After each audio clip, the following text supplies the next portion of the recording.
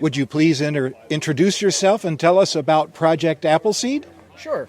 My name is Eric Stewart. I'm here with Project Appleseed. Project Appleseed is a history, a heritage, and a marksmanship organization. Our mission is to remind Americans today about the values and the ideals that inspired 13 somewhat divided colonies to unite and to demand their independence and liberty from the crown. Our goal here is to help inspire the people who join us at this colonial festival, this American Heritage Festival, to get involved in their local government, right? To take the steps that they can today to preserve the liberties that were earned through the actions of the people at battles like Lexington and Concord. And so what we're doing here today at this festival is we're telling what we call the 3 strikes of the match, which is 3 presentations about some events that happened on April 19th, 1775, the battles of Lexington and Concord. Tell me about those 3 strikes. So we divide the events of April 19th, 1775 into 3 main strikes. The first one takes place in the events leading up to the Battle of Lexington, right, where the colonists had formed up on Lexington Green and were fired upon by the British regulars without orders. They returned fire only after having been fired upon. Then we talk about our second strike of the match, which mostly takes place at Concord, where the Concord militia and the Acton militia, led by Isaac Davis, ends up driving the British regular force from the North Bridge at Concord after only a 2-minute engagement with that force. And they do that through the use of marksmanship. The third strike of the match, we talk about the events of the regular retreat back to Boston, and the particular event that we consider the start of the American Revolutionary War, which is some action that takes place at Merriam's Corner. This is where some Americans, in defiance of their order to not fire unless fired upon, fire on the retreating regular column in defense of their fellow Americans. We think this is a uniquely important event in American history. This is the point in our presentation where we stop referring to the colonial militia as the colonial militia and start referring to them as Americans, because we believe it's uniquely American to stand up for your fellow Americans when they're under threat. And so that's something that we specifically talk about. And then we talk about, at the end of that, why this is important to you, why this matters to Americans today, and what we should be doing to preserve and protect the liberties that the people who fought on April 19th were trying to preserve for us. Why does it matter to contemporary Americans? Well, it matters because this is a unique nation. This is a nation that has a mission statement, something that a lot of countries do not have.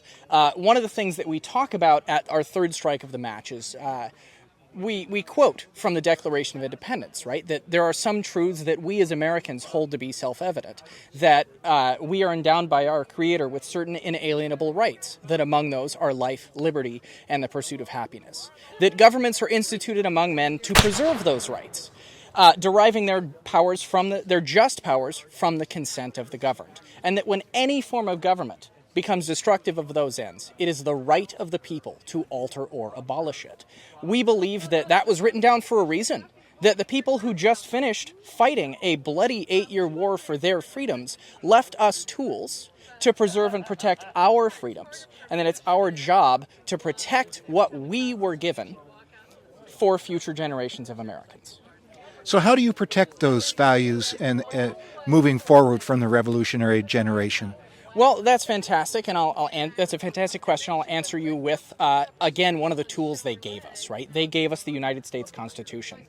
They gave us the Bill of Rights. This is a system that got set forth by the people, again, who just finished fighting this war, and they said they had gone through a series of attempts to petition their government. They'd gone through a series of attempts to get representation in their government to redress the grievances they had with it. They addressed those things after fighting that war by leaving us a written down system of how we are supposed to interact with our government and how our government is supposed to protect our rights. So we tell people that they should start by reading those documents, that they should start by understanding those documents, and they should start by getting involved in their communities.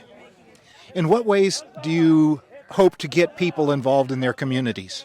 One of the ways that we get people involved is we ask them to volunteer in their local communities. One thing I haven't covered yet is that Project Appleseed is itself an all-volunteer organization. If you see anyone wearing this Project Appleseed logo, that means they're not getting paid a single penny for their time. We're out here because we believe in what we do.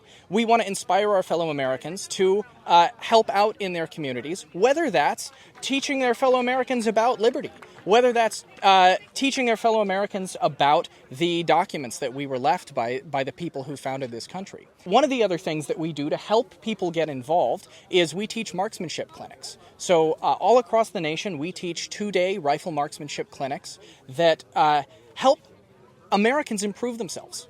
And we think that that's a key to being American, is in not only improving yourself, but helping other Americans improve themselves. How did you get involved in Project Appleseed?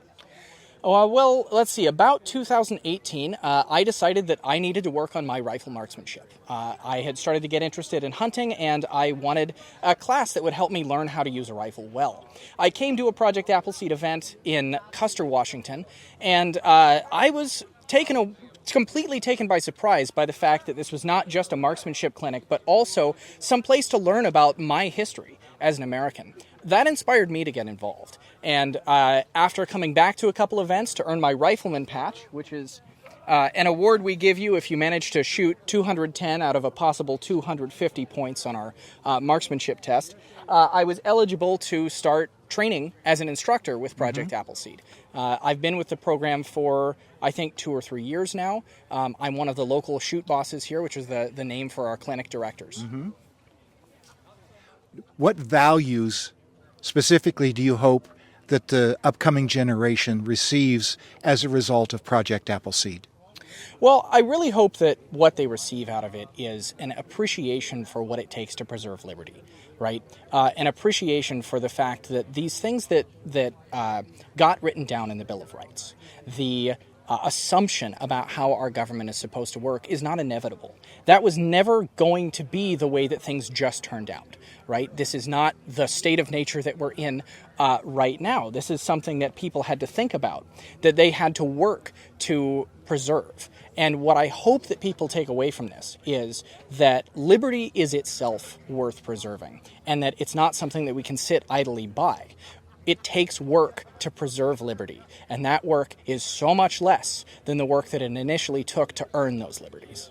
What is Project Appleseed doing to help reduce political polarization? That is a fantastic question. It's almost like you took it from our Project Appleseed pamphlet there. Project Appleseed is a 501c3 organization. We are completely apolitical in the sense that we don't take any sides. We don't talk about modern politics at our events. If you come to one of our events, we won't talk about modern politics. We won't talk about modern politicians because we want these events to be open to everyone. We think that American history and our American heritage is important to everyone, whether you came over here on the Mayflower, whether your family was here before the Mayflower, or whether they showed up yesterday. We think that this is something that is incredibly important to everyone. And so one of our guidelines is that we are a friend to all Americans. We are an enemy to no Americans. Well, thank you much for your time. Do you have any concluding anything that you would like to add to what you've said so far that I haven't asked? No, I don't think I do. I would say, to anybody who ends up watching this, do what you can to help out your fellow Americans. Go meet your neighbors.